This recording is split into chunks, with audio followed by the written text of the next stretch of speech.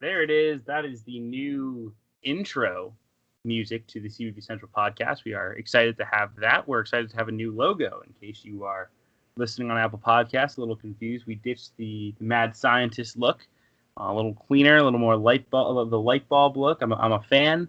Brad, I know you're a fan as well, which is of course very exciting as we look to continue to put work into this podcast to make it the best it can be. We've got some really exciting stuff coming up, Brad. I know you're excited for it. I am as well. We got a couple coaches locked down. That should be coming up in the next couple of weeks, kind of ironing out dates there. But very excited to get some really interesting coaches throughout the college basketball world coming on the show throughout the summer. And, of course, before we get into it, Brad, I just wanted to say thank you to everybody for checking out my mid-major positional rankings this week. Got a ton of traction. Over 20,000 page views on the site this week. Tons of great feedback from people, even the St. Bonaventure fans who want to kill me for not including Oshuna Suni. It's really fun. It's a fun thing for me to do because it highlights so many great mid-major players.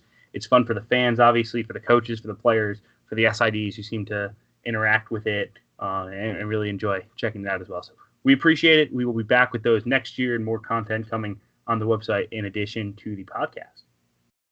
Yeah, the thing with the positional rankings, right? Like some people are of the mind that rankings kind of like a cheap way to kind of drum up interest, or it's kind of like a low effort thing. But what it really does is it allows you to kind of put things into perspective about where guys stand nationally. Especially when I was ranking just like the national positions, center especially was something where before I made the list, like if you would ask me like is Nick Muzinski a top 25 center in the country, or is Tyreek Jones a top 25 center, is Nate Watson, I probably would have said probably, right? But then when you actually have to fill out the list and kind of put guys in order, it's clear that maybe they're top 40, but definitely not top 25. And I think you ran into that a lot. Kind of the trickle-down effect from the national to the mid-major rankings, where center was super deep, power forward and point guard were pretty deep, and then shooting guard and small forward especially was quite shallow. Yes, that was definitely a takeaway. Point guard to me was the deepest spot. Center was the next deepest at the mid-major level. And then, I would say power forward, shooting guard, then small forward. Shooting guard and small forward is a little more transfer heavy. I thought that was interesting. I wrote down and put it on Twitter some kind of takeaways from said rankings. Talking about it's very veteran heavy. I came out with, I believe, like 38. I'm trying to find it. Find the entire stats on this, but I think it was 38 out of 50 were in their fourth or their fifth year of college. I mean, I think that's 32 out of 50 were fourth or fifth years. 12 out of 50 had transferred once. 19 out of 25 conferences had at least one player on a top 10 list. Out of those, 8 players from the A10, 7 from the Mountain West, 6 from the WCC. BYU had 3 positions with top 10 players. St. Mary's, Davidson, New Mexico, VCU, UTSA, South Alabama, and Utah State each had 2. Utah State, Davidson, and UTSA each had 2 top 5 players. So it gets you thinking about different teams in different ways. It gets you thinking about players in different ways. It makes you realize, about guys who you may not. I mean, I've watched South Alabama a couple times last year. I can't say I watched them a ton, but I just didn't fully recognize how good Trey Mitchell was until I looked at his stats and realized he averaged 12, 8, 4, 2 steals, and shot 40% from 3. Like, that's a super impactful, super versatile player. Guys who you think you're going to rank, you see their stats and like, ooh, they're not as good as I thought they were. I think the big thing with rankings, they're only low-hanging fruit if you make them that. If you put in the time and you put in the effort to really find who's the best and who's most deserving, you're never going to please everyone. I've really pissed off the Oakland fan base for not considering Xavier Hill-Mice a top 10 player. He was convinced they were convinced he's a top 5 power forward, and I was like, look at the stats. He's just not. I think people just generally overrate the guys that they have, not because they think I don't even know that it's a thing of they think their guy is way too good. It's that they just don't have a scale.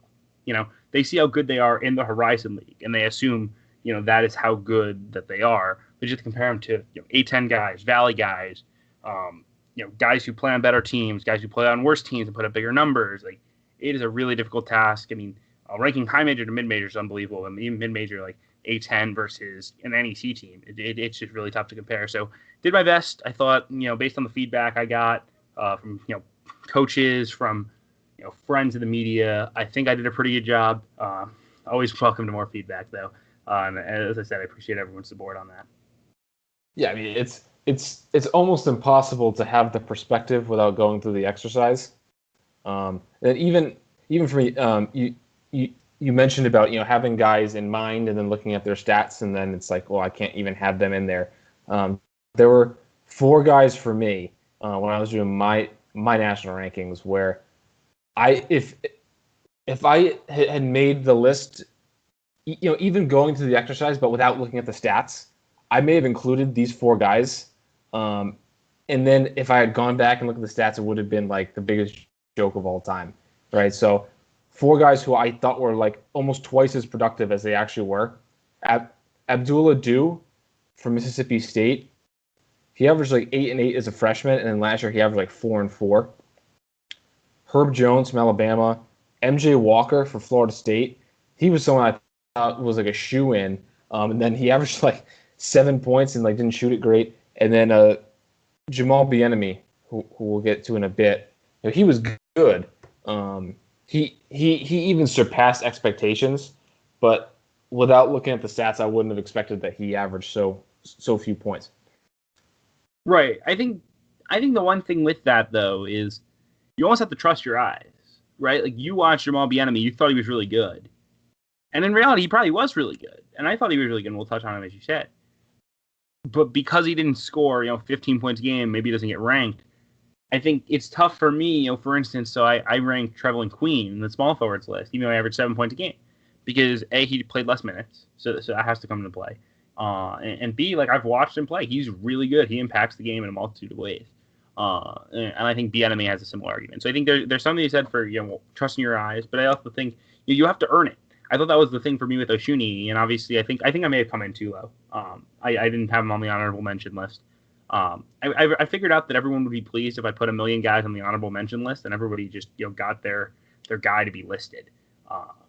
Because if Oshuni is on the honorable mention, they'll be like, oh, he should have been top 10, but they'll live with it, Because he's not honorable mention, all of a sudden it's you suck, you have no credibility, you should delete this, etc. But I was like I think he's gonna be great, but he has to be great first. There's 10 guys on the list who already are great, and I think that's the tough thing, kind of projecting out. So it's a balance. I think it's a really good exercise though, and it makes you a smarter basketball writer and a better sense of the national media landscape. Okay, next we want to touch on Pan-Am Games, which start next week. Scrimmage at Providence on Wednesday. I'm not exactly sure who they're scrimmaging.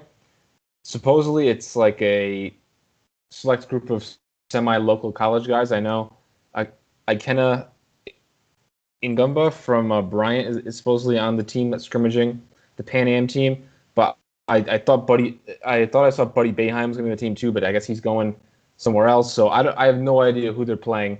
But so the roster, according to the website, so for those who don't know, it's all Big East. They're playing teams from South America and Central America. I think they play 5 games. The last time, I think the U.S. just sent Purdue, and so Purdue could send all their players except for Matt Harms because he was an American. They came in second. I believe they lost to Lithuania with Martinez Gebin, who had a strong senior year for Notre Dame. So that was the last time. The time before, I think they sent Kansas, and they threw on Nick Moore on the team too, which was interesting, who played at SMU. He may have been at Illinois State at the time.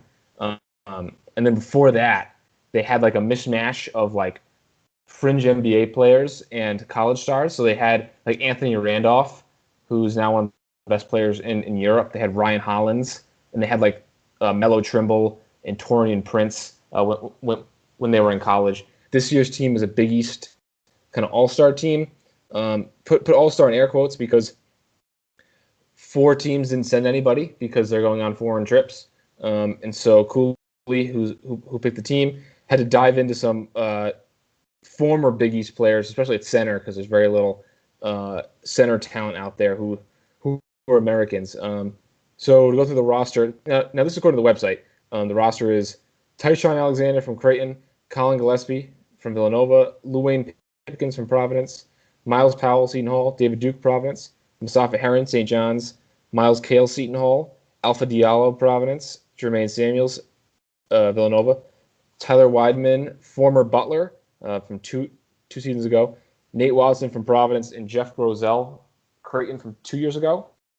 Now, AJ Reeves, Sean McDermott, and Greg Malinowski are there, and they were on the preliminary roster. I'm guessing that Malinowski and McDermott are the alternates, and I'm guessing Reeves is off to like a NBA camp, like how they had the Chris Paul camp over the weekend. Over this past weekend, where Diallo, Alexander, and Powell were there. There's no way that Cooley's gonna cut AJ Reeves from the team. So I think that's the current breakdown. I know LJ Figueroa is playing on the Dominican Republic team in the same tournament. I think that they should have a good shot. They are playing against mostly professionals from other countries, but this is a talented team. They have a lot of different like the team is pretty well constructed. I guess maybe you wish for a better pass first point guard, but I think going with a Tyshawn Alexander, Miles Powell backcourt is going to be really solid.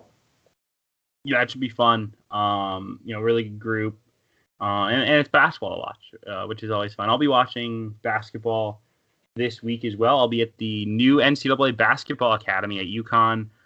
It's a new recruiting event. It's been maligned by some in the business is, taking in too many D2 level players, a lot of the best players not coming to play. There is a pretty good group, though, coming, especially in the first session. I'll be at least one day at both sessions. The session 1, Zed Key, Noah Farrakhan, Niels Lane, Ishmael Aget. There's several, top 150-ish high major kids at this event, and a whole host of mid-major prospects. So it should be pretty fun. Session 2 has Jordan Geronimo, one of the bigger stock risers of the live period so far this summer. So excited to scout some guys, be around coaches and media, and be around a new event, which I think will be really interesting. I know there will be a lot of opinions about it. So I'll hopefully get some of those to you guys on Twitter, and then write about some of the players that stood out in the event as a whole throughout the week at my website. So check that out. Should be a fun week of content for both of us. And with that brings us to deep dive season. Okay, we'll start with the Oklahoma Sooners. So a synopsis on where they stand and their last season. So last year they were 32nd in KenPom, 20-14 overall, 7-11 in the Big 12, but still made the NCAA tournament and won their first round matchup against Ole Miss before losing to the eventual champs, Virginia Cavaliers. They were 53rd in offense, 23rd in defense in KenPom, which was surprising that they were that good and able to return to the NCAA tournament, because they were able to tread water, if not surpass, the Trae Young team from the team before. It was basically the same team as the year prior, minus Kadeem Latin, who was a shot blocking center who kind of was relegated to a smaller role as a senior, and Cam McGusty, who was relegated to a bench scoring role when Trae Young joined the team. Those are their only losses, but the rest of their lineup, the rest of the auxiliary pieces, were able to step up and kind of cobble together a solid team. They were one of the oldest teams in the country last year, 46th in experience, and they really bolstered their backcourt with a pair of grad transfer guards, Miles Reynolds and Aaron Kalixt, who were surprisingly good. I mean, Kalixt was like a high turnover, low efficiency guy on one of the worst teams in the country on Maine, and he was able to provide some stability, playing 18 to 20 minutes ish a game. And then Miles Reynolds, who wasn't really seen as a point guard, more of like a smaller 2 or as a combo guard, he was able to also give very good minutes after coming from Pacific. But we mentioned earlier the emergence of Jamal Bieniemy as a point guard was a big factor in them taking a step forward. So they were 47th in points from 2-point range, 275th in points off three, which is a little surprising given that they had some pretty talented shooters, like Brady Manick especially, who's probably the best player on this year's team. 347th in points allowed off free throws. Only two high major teams allowed fewer points off free throws. Kevin, do you have any idea for a guess of the two high major teams who averaged to give up fewer points off free throws? Wow, this is very difficult. I'll give you a hint. These two teams were different than Oklahoma in terms of both success and depth.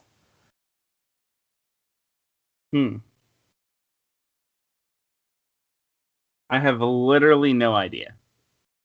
Notre Dame and Miami, two teams that were running low on bodies. So did they zone? Like I don't feel like either of those teams played a ton of zone.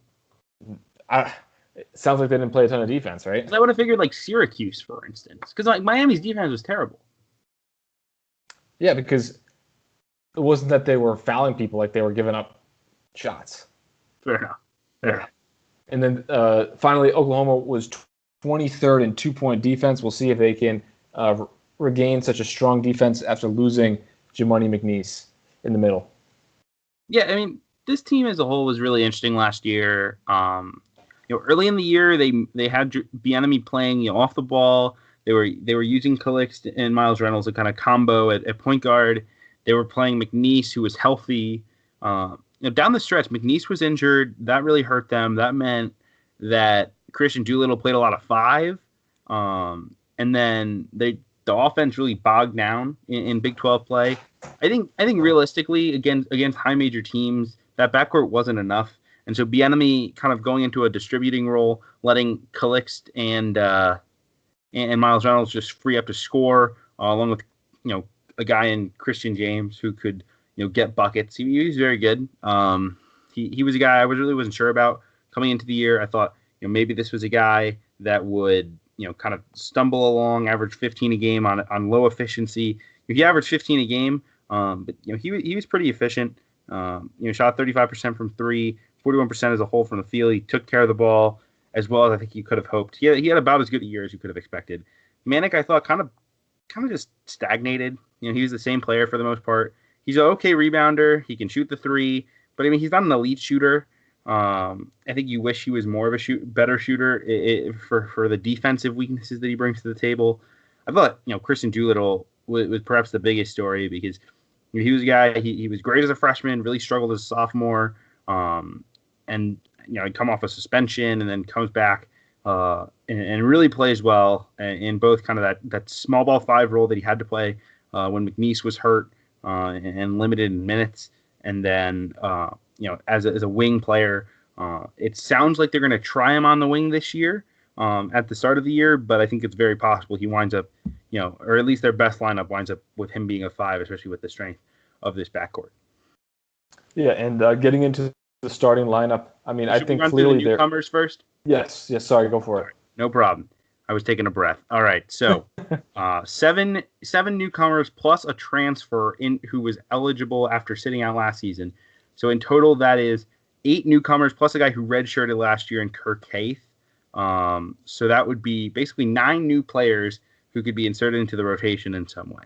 So you have Austin Reeves becoming eligible from Wichita State. He was a guy who shot the ball really well, wanted to improve his overall game in the redshirt year, chose Oklahoma over some bigger offers.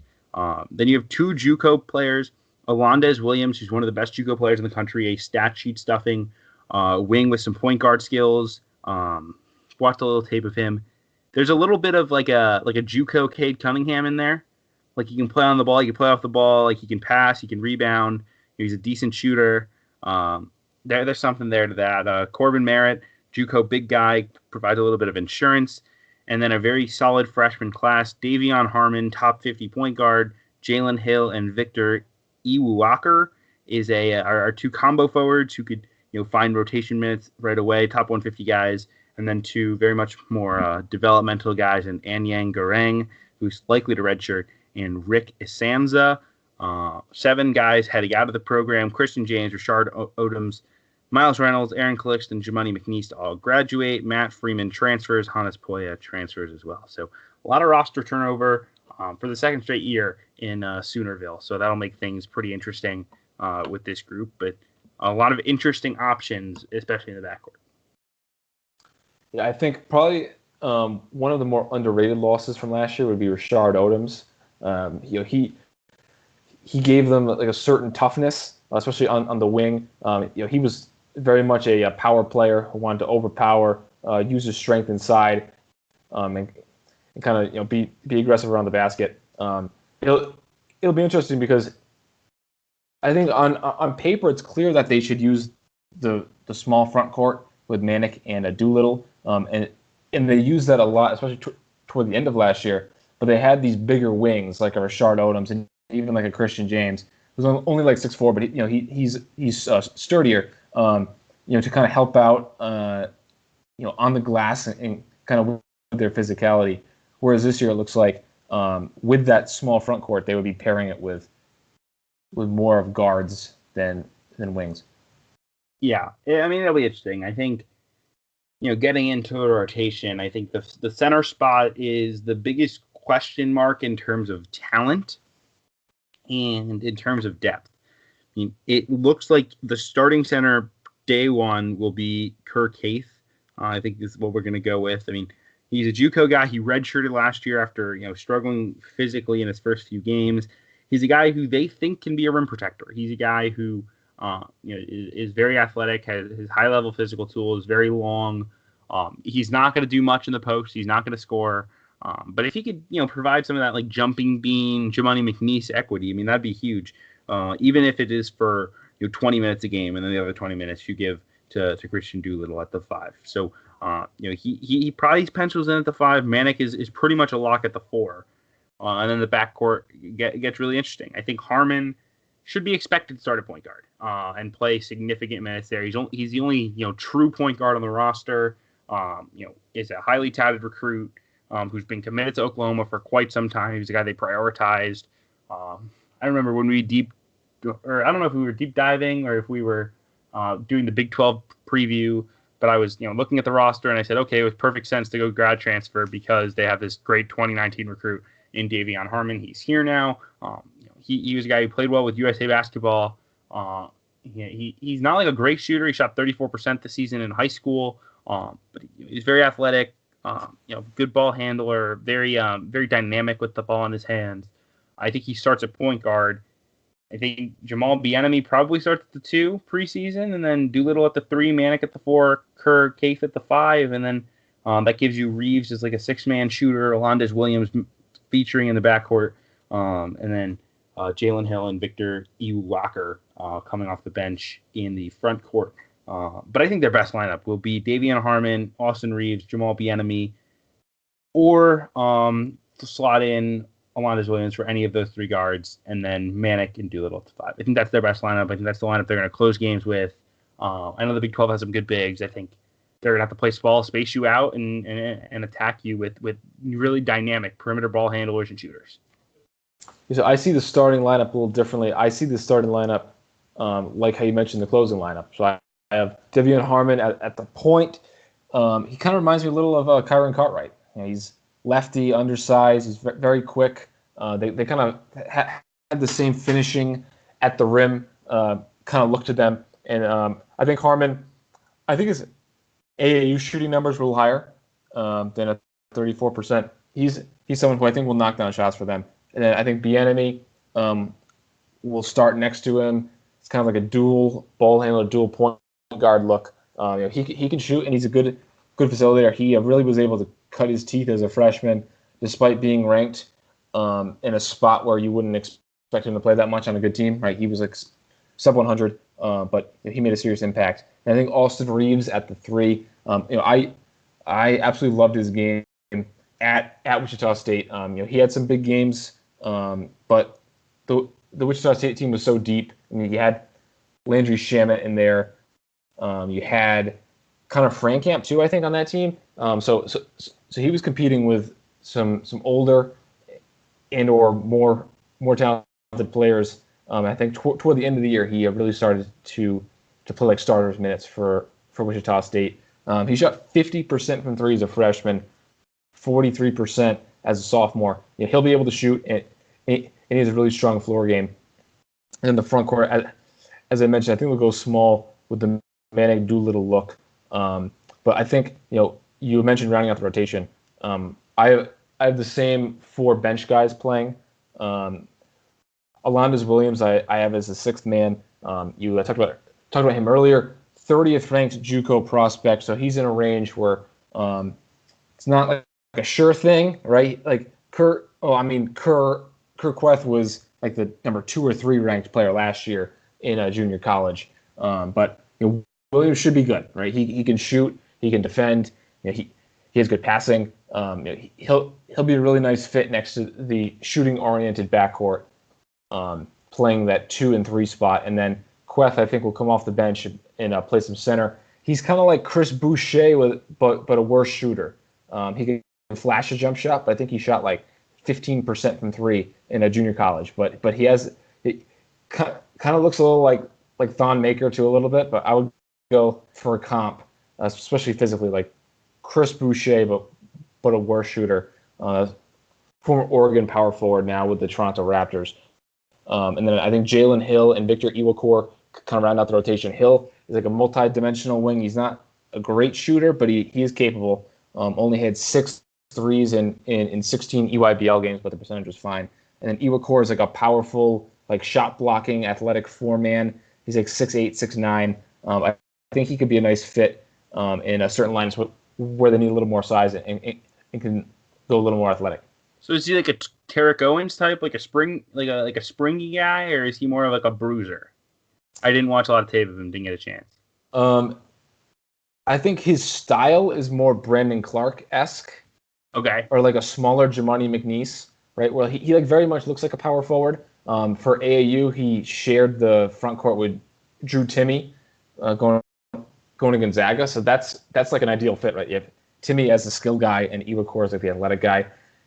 Yeah, I think he's like a smaller Jamani McNeese, where he's probably going to play some 5, but size-wise, he kind of looks more like a 4. Okay, that sounds good to me. Yeah, I think that's probably the rotation. Corbin Merritt might wind up playing some front court minutes if they need it. He's a bigger guy. I think Garang is going to redshirt. Isanza's probably not ready either. But we'll see what happens there. I think, looking at this team, I think what's really exciting is the potential for a really good backcourt. And I put that down as a strength. I wrote guard play if it all pans out the way I think it will.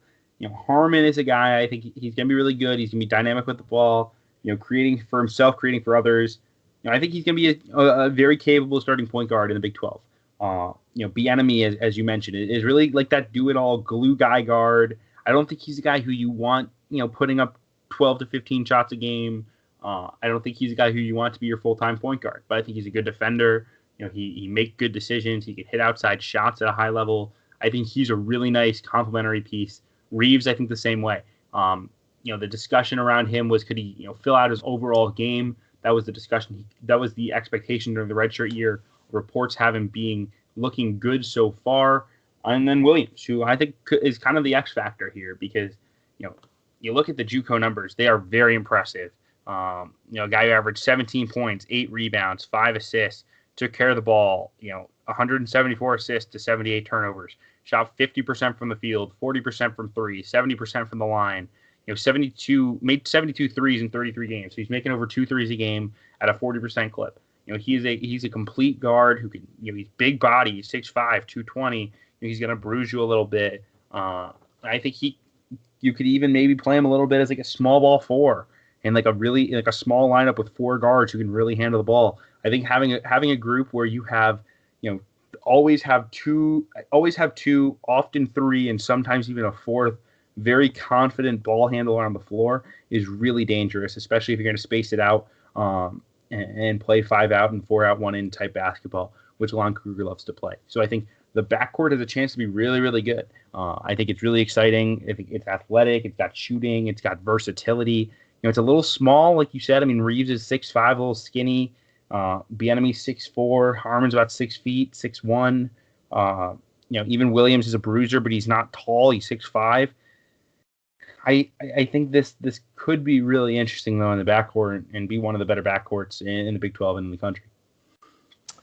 Speaking of the front court and kind of more reason as to why I think that even if it's by default they'll be going small a lot. So you have Kirk Weth, who was a super highly rated JUCO recruit.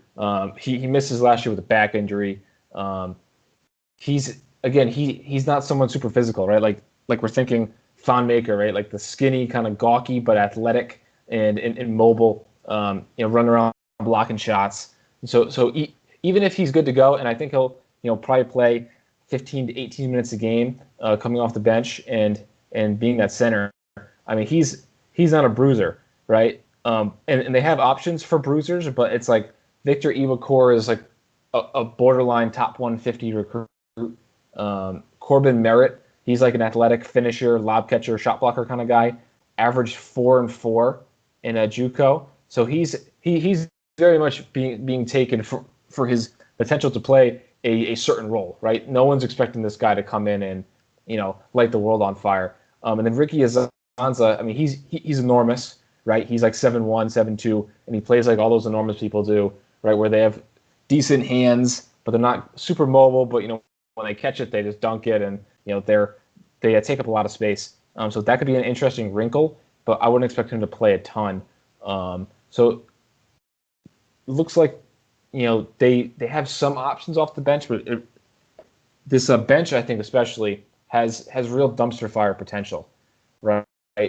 Like when we look at this bench, especially compared to some of the previous benches that we've looked at, but even among like comparable bubble teams. I mean, Alonzo Williams is a very highly rated JUCO player, but JUCO players are kind of more risky than other sort of incoming players in terms of their ability to translate. Then you have Kirk Weth, who was injured all last year, who's completely unproven. And then you have two top 150 recruits, right? And Hill was ranked like 135-ish, and then Iwuakor was ranked like right around 150. So there's not a lot of upside here on this bench. Yeah, I think that's a reasonable critique. I think if you're gonna play, I think they have a legit, top 7. I think that top 7 of Harmon, Bieniemy, Doolittle, Manick, Quaife, Reeves, and Williams is a really good top 7. You can add an 8th if Hill or Walker winds up being useful. So I mean, it's not going to be really deep. They weren't deep last year, and they found a way. But yeah, I mean, I think there's definitely limited upside. I think what's really intriguing is to have 4 guards who I think can be really good. I'm not saying all 4 will be really good, but they have a chance to have cause a lot of problems with their guards and have a legit 6-man, whether that's Reeves or Williams. And have Doolittle, and Manick's a guy who he may not improve much and take a next step, but he's still a really good role player. And Doolittle, even if he doesn't shoot it, he's still a really good role player. Bieniemy, really good role player. So I think they're in good shape with their top 7. You'd love to see 8 and 9 step up. I think you can live if it's 8. I think if it's 7, it's tough, but I think you can live if it's 8. Yeah, I mean, last year coming off the bench, their lineup kind of flipped around, depending on where you were in the season. But having a guy like Aaron Calixte, who's a senior coming off the bench, or even Jamani McNeese when he finally got healthy at the end of the year, or even like before that, I think Doolittle came off the bench to start the year, and even a guy like Matt Freeman, who wasn't great. He was a stretch 5, but he was at least an experienced rotation guy. Whereas this year, the bench is all newcomers, and there's just so much to a question because we talk about that top 7 is solid, and I agree, but Williams and Quaife are no sure thing, and even like the starting lineup. I mean, Bieniemy was good in his role, but will he be able to scale up? Same with Reeves, and then like who's this team's best player? Is it Christian Doolittle? Is it Brady Manick? Like is that good enough to be a best player? I think it's Davion Harmon. You think he's the best player on their whole team? Yes, I think. I don't know. Like that's an interesting question. I think Harmon will be a guy who comes in and averages like 13 points, 4.5 assists, and takes care of the ball, gets like a steal and a half a game, and runs the team.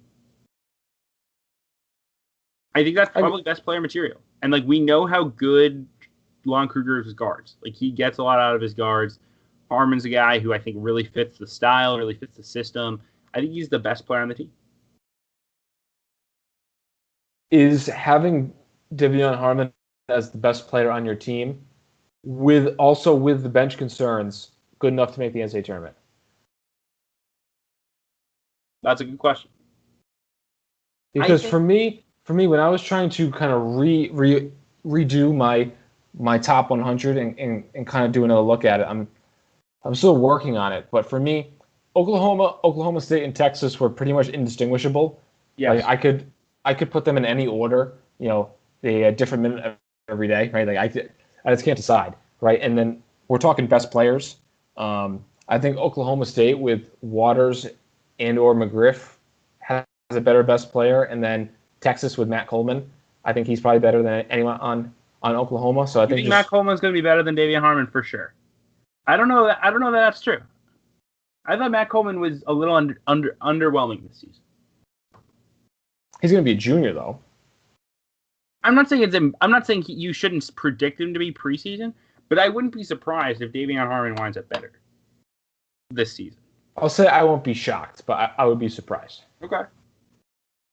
I mean, I think it's basically De'Vion Harmon plus 4 at minimum elite role players, right? Bieniemy, high-level role player. Austin Reeves at a minimum is an elite shooter, which makes him an elite role player. Brady Manick, high-level role player, like third best player on a good team. Doolittle, high-level role player, rebounder, rim runner, athletic, versatile. Like, I think they have 4 really good complementary pieces to fit in with a point guard who can do a little bit of everything. And you got a big man who can run the floor and protect the rim.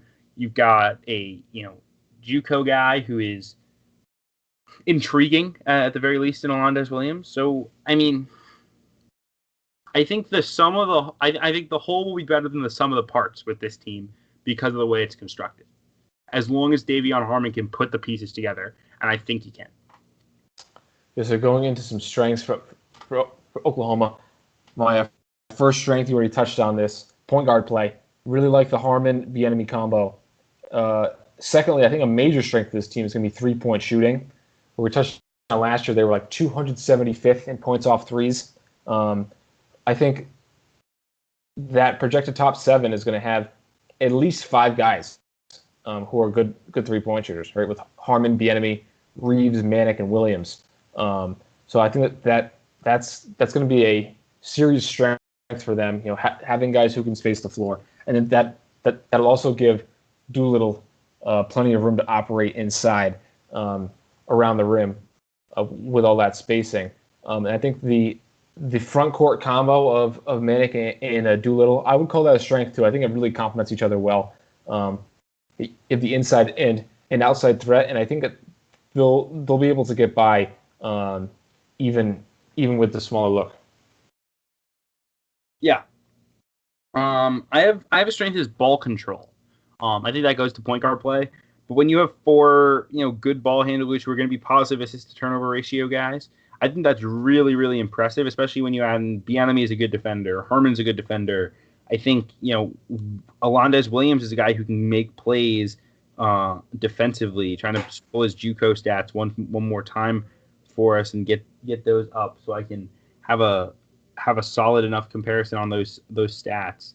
But they have some defensive playmakers that I think are really interesting in that regard. So Alondes Williams, JUCO, statistics, 4 steals. He grabbed 2 steals a game. So again, very good defender. I think this team has a chance to be very good in the turnover margin. And if you add a rim protector in Kirk Haith as well as a pretty decent I don't know if he's a rim protector necessarily, but he impacts shots in Christian Doolittle. I think that team could be really good in the possession battle.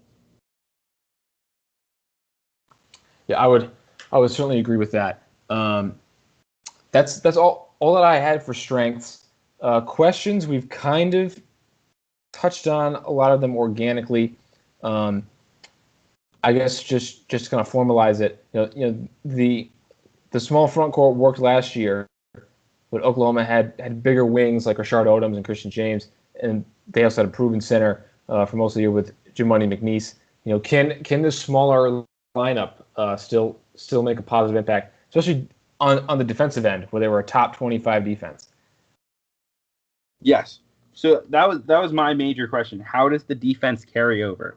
Because McNeese was a rim protector. The two veteran guards, they weren't billed as elite defenders, but they were good competitive athletes who were good at the point of attack. Especially, I thought Reynolds was very solid on that end of the floor. Bieniemy, good defender. Doolittle, good defender. Manek is not great. He tries. He's not a great defender. But how does this defense carry over? Are they still a top 25 defense? Because this was a team that leaned on their defense and hoped their offense could make enough shots. I think there's going to be some defensive regression if you're playing Austin Reeves big minutes. If you're playing a freshman point guard who's not on the bigger side, and Davion Harmon, I think will be a decent defender. But I think there's going to be lapses as a freshman point guard. So I think that defense might take a step back, which means the offense is going to have to take a step forward. I think it will, because I think the point guard improvement will be very real. But I think that's something to monitor. Does the defense take too much of a step back? Yeah, because this was the top 25 defense last year, but 6 of their 9 rotation players are gone, and one of the 3 who's back is Manek, who's not known to be a super fleet of foot defender. And then going, you mentioned with Miles Reynolds being a strong defender as a guard, McNeese obviously as a rim protector. I think that could be the single biggest question mark is does his defense carry over? Yes. I think the defense carrying over is huge. I also said just experience and leadership. This is going to be a group. Is Brady Manek and Christian Doolittle vocal leaders of a team? I don't know that they are. Doolittle is a little bit that way. Maybe he can step up, but that team had veterans last year. Christian James was somewhat of a leader, but for the most part, they had old guys who knew how college basketball worked and they were going to grind, and a lot of them, had come from, bad, lower situations. Aaron Calix was hungry to make the NCAA tournament. Miles Reynolds hungry to make the NCAA tournament, and that's not to say that these guys won't be, but it's a different deal when you're playing freshmen and sophomores and JUCO guys over, grad transfer, fifth-year seniors who are fully bought in. Okay, I have two more questions. One which we already touched on. I'll just formalize it. Will this bench provide enough production? I think the bench has serious dumpster fire potential. We touched on that. We think top 7 is pretty solid. Need one other guy, maybe Jalen Hill, maybe Victor Iwuakor, to provide some stability. And then we kind of touched on this too, but we'll take a final call and kind of roll this into our prediction. Overall, does this team have enough talent to be a bubble team or even to make the tournament? Can Manek or Davion Harmon be the best player on a good team? Can Reeves and Bieniemy take a step? So Kevin, where do you have Oklahoma in your rankings? I have them somewhere between 35 and 45 nationally, I think. And in the Big 12, I have them in the 4 to 7 range. I think Kansas, Texas Tech, Baylor are clearly ahead of them. And I think Kansas State, Iowa State, and West Virginia will probably have clearly below them. And then from there, TCU, excuse me, not West Virginia. I had written it down. I just lost the tab. West Virginia. I think West Virginia, Texas, Oklahoma State all in the same general tier. And 2 to 3 of those teams will make the NCAA tournament. I have them just getting into the field in like that 9 to 11 seed range. So coming in, I had Oklahoma 45th nationally. which would be a last four in most seasons, including this projection. Fifth in the Big 12. I'm keeping them fifth. I am moving them to the wrong side of the bubble. I'm just worried about the defense especially, and then also just the overall talent level. But I think that they're fifth, so I have the same clear top three as you. Then 4 through 6 is where it gets really murky for me.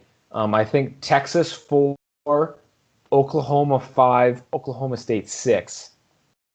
And then I think Kansas State, Iowa State, West Virginia are all in groups 7 to 9, where I think that they're all probably fringe NIT caliber teams, but have the potential to kind of rise up into that 4 through 6, the bubble range. I just like the Texas and the Oklahomas. The Oklahoma schools better right now, and I think TCU is clearly last. But I'm tentatively having Oklahoma on the wrong side of the bubble, which would mean the Big 12 would only be getting 3 or 4 bids. Yeah, the Big 12 definitely looks down. So that will be interesting to watch, certainly. Scheduling notes, they have 5 games currently on their website. They play Minnesota in Sioux Falls. They play Oregon State in Portland. They play Stanford in Kansas City in the Hall of Fame Classic, and then they'll play Butler in Missouri in the second game. They also go to Wichita and play Wichita State. So looks like another difficult schedule for this team, although manageable. Probably the same look where they'll play a ton of Q2 games, but no Q4 games. They'll try to avoid those bad wins like the plague, if you will. So the schedule-wise looks good to try to build a resume, certainly. And no one has them in the composite. And quickly, state of the program.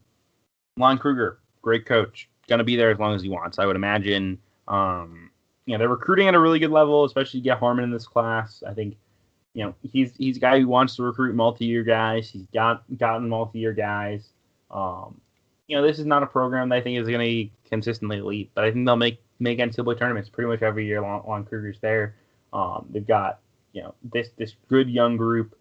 We'll see how much longer Lon Kruger wants to keep doing this thing. I mean, he has been around. He has been in a lot of different spots.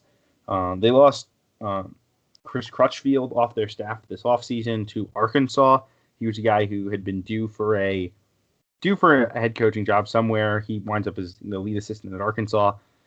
Kruger at the age of 66, he's probably within 5 years of being done. So it's an interesting job. It's at a football school with big pockets. He makes close to $3 million a year. It'll be interesting to see where this program is after him, but there's no immediate expectations that he would move on. You have recruiting. I think that they could use another wing/combo guard and then a power forward. I know that they're going after Bryce Thompson, who's a 5-star wing player. I think I've seen him mentioned with Kansas as well. If they get him, they'll be in great shape going forward. He could be like a real nice kind of crown jewel moving forward to get that 5-star talent. So he's the one to look out for Oklahoma. And if not, I'm sure that they'll pound the JUCO and grad transfer ranks like they have done successfully in the past few seasons. Will you agree? On to USC. Okay, we have USC synopsis. Last year, talking about dumpster fires, 16-17 was a record. 82nd in Ken Palm, 8-10 in a very down Pac-12. Lost 5 out of 6 to close the season. Kevin Porter, who a lot of people pegged as a potential top 10 pick coming into the year, he was in and out of the lineup. Jordan Usher, who's playing a serious role for them, he bailed midseason. He's off to Georgia Tech. But their core was surprisingly intact for how much they flopped. Their best players played in most of the games, but they were down to 8 or 9 guys on the roster at times, and guys like J-Ram Brooks and Victor Ulanmo couldn't really stick in the rotation. Porter was a slight disappointment based on expectations. Derek Thornton and Shaquan Aaron never really made the jumps that people expected for them. Thornton's off to Boston College. And the Benny Boatwright, Nick Rakosevich front court was awesome, but they couldn't get the guard play. And that's going to be a huge key for them this year. They were 306th in getting to the free throw line and 335th in a free throw percentage. Even guys like Boatwright, who were good shooters, shot poorly from the line, which didn't help and seriously contributed to their poor record. They didn't rebound the ball well as a team on either side, despite having an elite rebounder and then Nick Kokocevic, who's in the top 125 nationally in both offensive and defensive rebounding percentage. He's one of my favorite players. I think I ranked him as a top 25 center. He averaged about 14 and 9 last year. Doesn't really stretch the floor too much, but he's very skilled around the basket and in the post. They were 17th in a three-point percentage, but the depth was seriously an issue. 282nd in bench minutes. While his team looks deeper this year, they've also prioritized shooting. They should shoot the ball really well, but it's going to come down to point guard play again. Yeah, absolutely. Let's run through the newcomers and the outgoers. 9 in, 7 out, which is always fun. Benny Boatwright graduates. Shaquan Aaron graduates. Derek Thornton grad transfers to Boston College. Kevin Porter going pro early. Jordan Usher was kicked out midseason. He goes to Georgia Tech. Jaron Brooks is off to Washington, gets a fresh start in his hometown. And Victor Ulemo is off to play at Towson as a transfer. They have his brother on the team, so that made sense. 9 newcomers, 2 grad transfers, a sit-out transfer, and then 6 freshmen, of which one of them is a football recruit who also played basketball in Drake London. The 2 grad transfers, Daniel Utomi, a 6'6" combo forward out of Akron. Belief early was that he'd go to play with Keith Dambrot at Duquesne, who recruited him to Akron. He's very, very solid player. He can switch defensively, hit outside shots, create. He's a really impact grad transfer, a guy who slots perfectly into a rotation that could have used the combo forward, desperately. Quentin Adlesh as well, a grad transfer from Columbia, goes back to Southern California, his hometown. He's a guy who can shoot the ball, handle it a little bit, not overly athletic, not necessarily a true point guard either, but he should be able to log some backcourt minutes for them and be solid. Kyle Sturdivant and Ethan Anderson, 2 point guard recruits in the backcourt, both one in the 150 range, and Sturdivant 1 over 300, and Ethan Anderson, who was originally headed to UNLV. Neither guy projects to start this season. Drake London, as I mentioned, 182, very athletic kid. He's a guy who could, maybe impact things off the bench once he gets in, but the football-basketball duo is very tough to handle. And then 3, blue chip recruits, including 2 5-stars. Max Pongpolo, top 60 kid, long athletic wing who do a lot of different things on the floor. And then 2 top 25 kids in Onyeka Okongwu out of Chino Hills, a powerful bruising big guy, and Isaiah Mobley, the brother of Evan Mobley, his dad on the staff, number 19 in the composite. You can stretch the floor a little bit. He can protect the rim. He's skilled. He can play around the basket. A guy who I think is the clearest path to minutes in his freshman season here for the Trojans. So they're 2 prize recruits, Mobley and Agangwu. Two comps that stick out for me for both of them. Watching some highlights. For Isaiah Mobley, I see a lot of Dedrick Lawson. He can put the ball on the floor. He shoots a little bit, but he's more about operating in the post with his soft touch and his craft around the rim. And then Onyeka Okongwu, I think he's like a smaller Bruno Fernando, where he can stretch a little bit, but he's more about being a powerful finisher who can face up and dribble from like the high post, and he's also an excellent shot blocker. I think the biggest addition, I would go probably Mobley as the biggest addition, but Daniel Utomi is going to be huge too. His ability to give them size in the wing and go as a small ball 4 at times, and then also stretch the floor and provide some wing scoring. Yeah, no, I would completely agree. And so the thing I did to prep for this on USC was, I went on YouTube, tried to find a game. The game that I found quickest was their game against Texas Tech early in the year, which, it was more to give me a sense of this team from last year than to give me a sense of these guys, because once again, like the only guys back are Weaver, who was a bench guard, Rakocevic, and then I guess you would toss in Jonah Matthews as well, who played a good amount of minutes. But otherwise, it is pretty new group.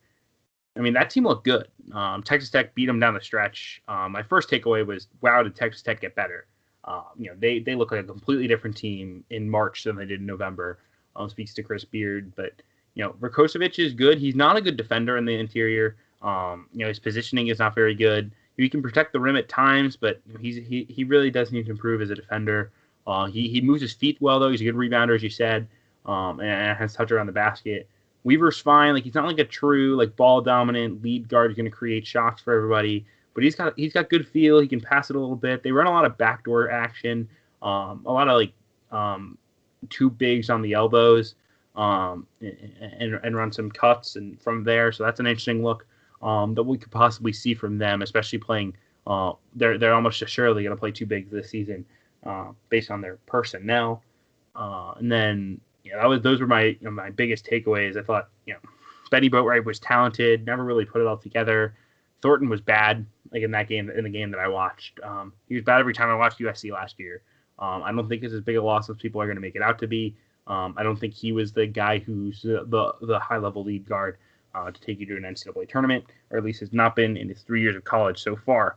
I thought that was really interesting to watch as I dove through the tape, because those teams look pretty evenly matched, especially talent wise. And one went to the national championship game and had a chance to win it, and one went 16-17. Yeah, so I think going through a potential starting lineup, I have Elijah Weaver as a starting point guard, big lefty point guard. He should be on everyone's breakout player list just because he's going to have more responsibility, have the ball in his hands more. Former top 40-ish recruit. And then Jonah Matthews averaged double figures last year as a junior, I believe. But he can shoot. He can score in a variety of ways. He's a very nice piece as probably the second leading scorer on this team. And then we have Daniel Utomi on the wing, along with Isaiah Mobley and Nick Rakocevic rounding out my projected starting five. Yes, that was my starting five too. I think there's a case to be made for Okongwu, but I thought with Mobley's, he can stretch it a little more. He was 6 for 13 in EYBL, or not EYBL, excuse me, in Adidas, shooting the three. I get so used to saying EYBL that when it's not EYBL, I get destroyed. But anyway, he shot some threes, so he can stretch a little bit, which is nice. I think that pairs well with Rakocevic. They played on the same AAU team, did Mobley and Okongwu. Mobley's numbers were better. So I think I'll lean towards Mobley, with Okongwu being the energy big off the bench, who's athletic, versatile, rebounds the ball, comes in with a lot of energy and toughness. I think that really helps. So we have the same starters. My bench was Sturdivant, Adlesh, Ekpongpolo, and Okongwu. I think there might be room for Charles O'Bannon in there on the wing. It's pretty much either, I think Adlesh is probably the backup point guard, and then Sturdivant, Ekpongpolo, and O'Bannon fight for 2 through 4 minutes. Using Adlesh as the backup point guard? I guess. Is he a 2 guard? Yeah, I figured it would be Sturdivant as the backup point guard, and he's not really a facilitator, but he's a 3-level scorer. Well, that's kind of my thought, was Adlesh is the game manager who could shoot it a little bit, and then Sturdivant comes in as a slasher, 6-man scoring guard type. Yeah, but I had a very similar bench to you. Okongwu, Adlesh, Sturdivant, and then I went O'Bannon for 9. He's only played 15 games in his first 2 years. He missed all of last year except for 1 game according to the stats, which that could be an error, but because sometimes they'll have guys who sat out transferring, playing 1 or 2 games, when obviously that didn't have. But it had O'Bannon as 1 game and 10 minutes, plus 14 games as a freshman, with a hand injury. He's a bigger physical wing, who as a former top 50 recruit, if he gets healthy, that's found money for USC. And then I think Ekpongpolo, I think, is going to be on the outside looking in. He's like a spitting image of Benny Boatwright. They're the similar size, similar style. Aganglo might be able to play a little more three, and he didn't shoot the ball great in AAU. I think it was like 25% shooting, but the stroke is there. Like, it looks the part. So maybe it takes him a year or two to fully integrate there. Yeah, I think we both pretty much all have the same rotation for the most part. I mean, it's really just a matter of Pongpolo or O'Bannon, finding minutes on the wing. Because they're thin on the wing, especially. I mean, they're going to play two bigs, which doesn't help. Matthews is skinny. He's not a guy you're playing up a spot. So, I mean, it really is. Utomi needs to be like a 30-minute-a-game guy and be really solid. And, just he doesn't need to be a super shot creator. He has to hit shots, be versatile defensively. We've talked a lot about transfers in the first 2 weeks of our deep dive series, and how much can we trust them in terms of their impact, especially coming up a level. I mean, the single A MAC was a top 10 league this year in KenPom, but it's still a significant jump in my mind to Pac-12 competition, or at least Pac-12 athleticism. He's a guy who averaged 14 points, 5.5 rebounds, shot 37% from three on 7.5 attempts a game. He shot a lot of threes. It's kind of required by their offense. He's not a great defensive playmaker, but he's versatile. He can switch, guard multiple positions. He was a guy who really broke out when John Gross took that job. Really didn't play a lot in his first 2 years. Then averaged 17 a game as a redshirt sophomore. Shooting 40% from three. Actually regressed a little bit this year, partially because their team was better. He didn't have to do as much. But yeah, I mean, he's a really perfect plug and play 3-and-D wing. And I think that when you're looking for transfer value, it's what are your useful skills. I think shooting is a useful skill. I know we saw kind of Cremo flame out, even though he's a great shooter, but I feel pretty confident that he won't flame out as a grad transfer. Daniel Utomi, at least. Speaking of team strengths, my number one team strength for them was 3-point shooting. I mean, Weaver shot it well, even though he wasn't really known as a 3-point shooter. Matthews can shoot. Utomi can shoot. Adlesh shot 40% or greater from three in every year, except for the most recent one, where he averaged 14 points a game and shot 37%. So I mean, he shot it every year. Even guys like Mobley and Agangu can space the floor in spurts. I mean, Sturdivant can shoot. Aganglo has shooting potential. O'Bannon has shooting potential. So I think this has potential to be a really, really strong 3-point shooting team. Yep, I had shooting down as well. I thought my biggest strength was just the athleticism and size throughout the roster. You're talking about 6'11" Rakocevic, 6'9" an athletic Mobley, 6'6" an athletic Utomi, long athletic Jonah Matthews, 6'6", 6'5" point guard Elijah Weaver. You've got a big physical guard in Kyle Sturdivant off the bench. Akpongpolo, 6'8", long athletic. Onyeka Okongwu built like a truck. Charles O'Bannon, good sized athlete. Even if Drake London winds up playing minutes, he's very athletic and has good size. So I think when you're looking at a team that is going to win the layup line, if you will, they certainly will do that. They look the part on paper. They've got a lot of talent. They've got a lot of athletes, and they've got skill level. It's not like this team has no skill guys. They have guys who can make shots. They have guys who can create off the bounce. But I think the athleticism is pretty impressive to look at with this group. Yep, that was one of my strengths as well. Strong athletic front court, have maybe the best pair of centers in the country. I think Kansas is probably better with Azubuike and McCormick, but the Rakocevic Agangwu center pairing is really something. I mean, to have a guy like Agangwu be able to play the 15 minutes a game off the bench is a huge boost around the margins. It's interesting. Do you think that Rakocevic and Agangwu will play together at all? I think they will. I think there will be times where they just play two bigs block to block. I mean, Rakocevic can handle the ball a little bit. He can make a move with the ball. He's not a spacer, but he's a guy who can. He's not completely wrecking your offensive flow where he can't dribble, he can't do anything. I think you'll see them play. I think Rakocevic will play 28 minutes a game, and Okongwu and Mobley will play 20 to 25, and that'll just be kind of a nice overlap between the three where there's never not two of them on the floor.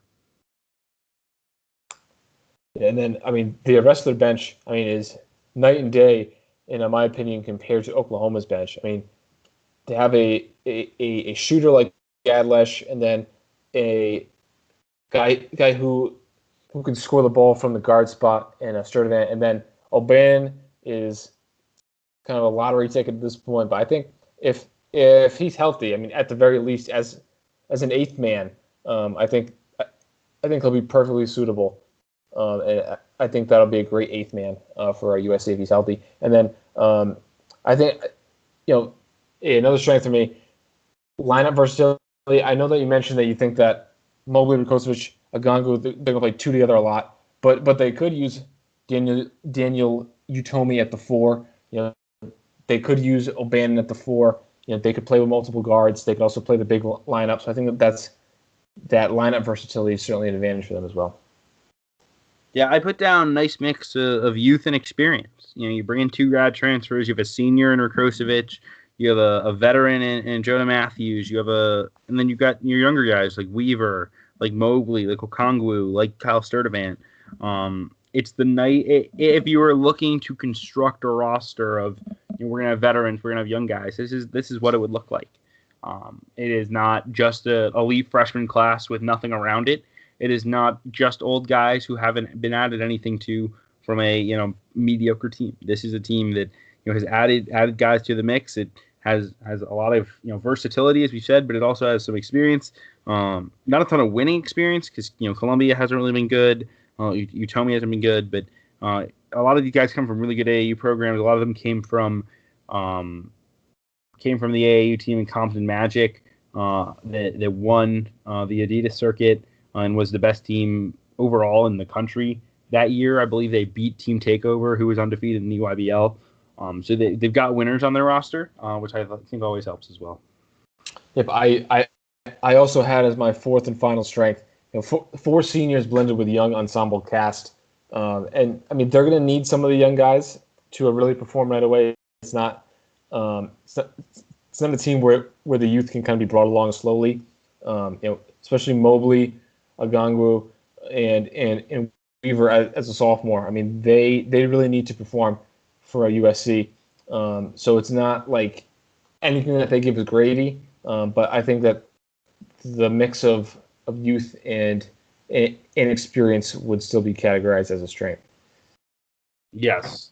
Kind of going off those with the weaknesses, though, I think it's a good time to note that inexperience and cohesion is a question. You're bringing in 9 new guys. How does that all interact? This is a team that's had a lot of turnover year over year, and a coach who hasn't always done a great job with it, in Andy Enfield. How does that all come together? I think that's a legitimate question. I think in terms of a clear weakness on the roster as well, because I have a bunch of questions on the roster of they should be good at this, but I don't know if they will be. Will they? Who are the shot creators on this roster? Is Elijah Weaver, who isn't necessarily a true scoring guard, isn't necessarily a true shot creator?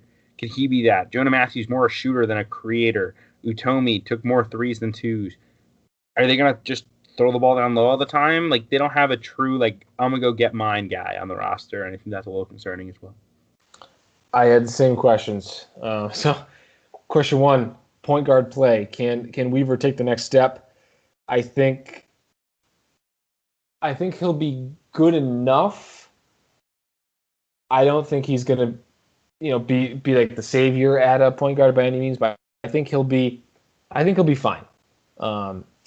They have the strong recruiting and a transfer class, but you mentioned that they have the 9 newcomers. Can they blend?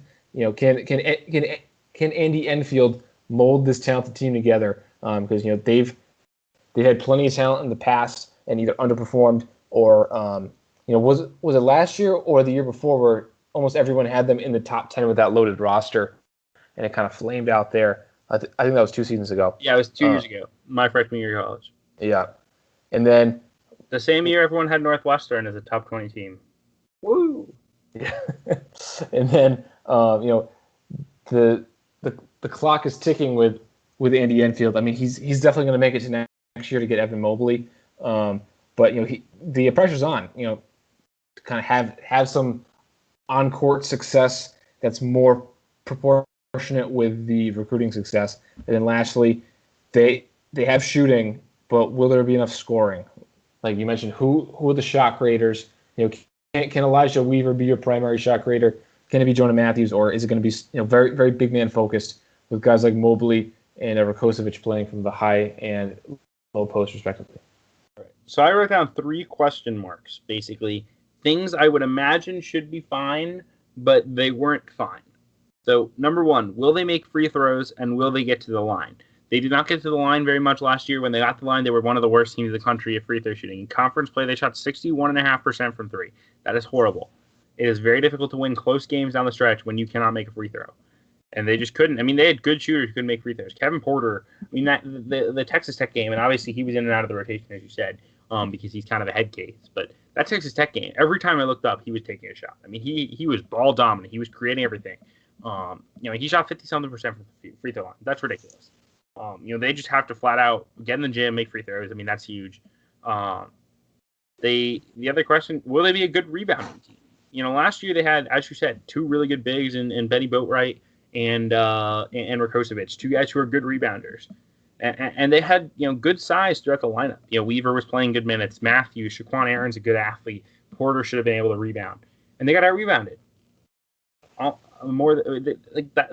That is a challenge, especially if you're going to be a front court dominated team. You're going to play 2 bigs and you're going to sacrifice spacing and you're going to, toss the ball down low. You have to get to the free throw line to up your points per shot, and you have to, get rebounds to win the possession battle. If you're going to play 2 bigs, you're going to hurt your turnover margin. So you need those you need to be, consistently getting to the free throw line and getting offensive rebounds. They didn't do that last year. So I think it's a pretty big concern for me. How do they do that? And then how does the offense look? Playing 2 bigs, not any big shot creators. Will the spacing be okay? What types of sets will they run? I was reading an interview with Enfield from May, and he said, they're still going to try to find. They don't really know what their identity will be, offensively or defensively. And obviously that's coach speak to a certain extent. But this is a very different looking team than some of the teams they've had. When you had Benny Boatwright, who was a true spacing 4, you could step out and shoot the ball. That kind of simplified things for your offense. You space out, and he could go get a shot as a 4-man. They don't have that anymore. So that's something I'm watching with this group. Yeah, I mean, the rebounding thing especially. I mean, Boatwright, this is the most physical big man by any means, but he got better with his toughness and on the glass as the year went on. But a real lack of cohesion has kind of plagued USC over the past few years. And personally, I think I definitely am going to have them as an NIT team in my predictions. They certainly have tournament upside, maybe even top 35 upside. But I'm sticking with NIT just with all this roster turnover and Enfield's history of kind of underperforming, and then the lack of like the go-to shot creator for me are my 3 biggest reasons there. Yes, I'm with you there as well. I have them around 60 nationally. I felt like it's the right spot. It's good enough where they'll be a clear NIT team. They'll probably stick around the bubble, kind of that 4 to 6 range in the Pac-12, behind Oregon, Washington, and Arizona in no order. Then you get into the tier of UCLA, Arizona State, Colorado. I think that's where they kind of match in. I think they'll probably want them in that like 5 or 6 spot. They got a good roster. Like I said, I don't think it's a great roster. I have a tough time betting on a team where the most important position on the floor is a guy I don't totally trust, and I don't totally trust Elijah Weaver. So that's something I'm watching. Looking at the schedule, which is out their full non-conference slate. They've got a decent one. It's not too bad. I think it's good for what they want to do. They're going to open up with 3 bye games: Florida A&M, Portland, and South Dakota State. So they should win all 3. They go to Reno and play Nevada. That's an interesting game. That could be a quadrant 1. Nevada could be a top 75. Brad, do you agree? I'm going to have them outside the top 75 in like the 80 to 90 range, I think. But that's right, right there.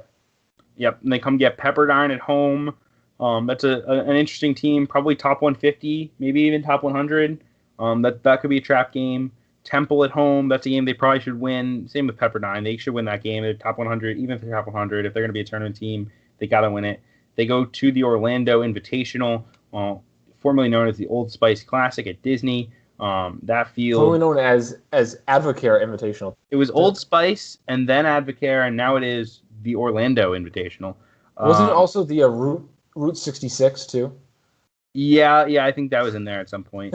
So they open with Fairfield at that event. Then they'll play Davidson or Marquette in Game 2. The other teams in that field: Harvard, Temple, who's their campus game, Texas A&M, and Maryland. So potential for good wins in that run.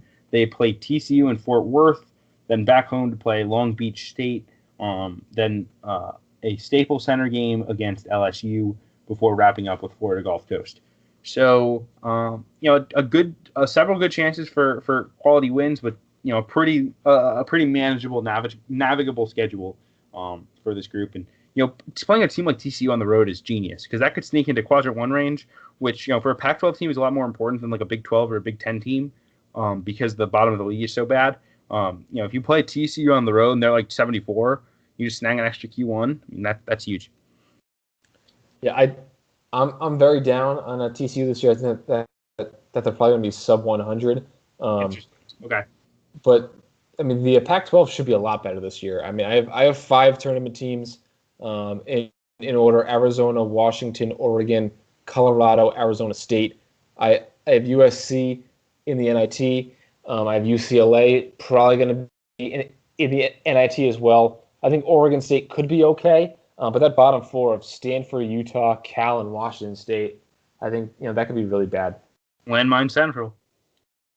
And I mean, Cal's made some improvements. Washington State, they have Ellaby, who's awesome. They added Deion James from Colorado State, who averaged double figures in the Mountain West. Marvin Cannon came back, took his name out of the portal. He was a starter last year, but just overall, I mean, that's probably going to be around the top 150 for both Cal and Washington State. Utah could be really bad. I mean, they lost a lot of guys, a lot of key guys like Donnie Tillman there. Stanford lost Keziak Pala. I mean, they have a few highly rated guys like Dijon Davis and Bryce Wills, but they're probably going to stink too. So minefield, but also potential to really pad that win total. Yeah. Completely agree there. And, of course, state of the program, you touched on a little bit. It's winning time for Coach Enfield. I think the biggest saving grace he has right now is the only coach anyone's looking to fire out in Southern California right now is Clay Helton. On the football side of things, he's on the hot seat. As a football school, certainly. I don't know if it's a football town, but it's a football school. It is a place where that is really prioritized. Basketball is secondary. If he's got recruits coming in, if they can stay relevant, which I think they pretty much have, this year notwithstanding. I mean, I think he could be in okay shape, but yeah, he's got to win. He's got to prove he can coach.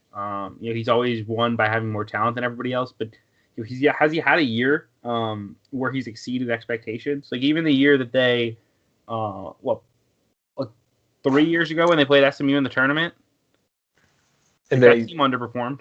And they were dead to rights against Providence, and Providence just I mean that was painful. So they were up like 19 at the half and lost. Yeah. I mean, they've never really overachieved, and so I think at some point he's got to do it. I think this is the class combined. If you throw in Evan Mobley, he'll be there in 2020. This is the group of guys that are going to have to do it for him. Otherwise, I think in 2 years we're going to see hot seat Central. Composite, Jeff Borzello has them in 25th, and that's all. Yeah, I'm surprised that anyone would rank them. I think that's really high for what I think is pretty clearly an NIT team. But yeah, I mean they have talent. I think they could be a top 35 team talent. I don't know if they even have top 25 talent with what the roster is realistically going to look like, unless you're like a huge Elijah Weaver stan.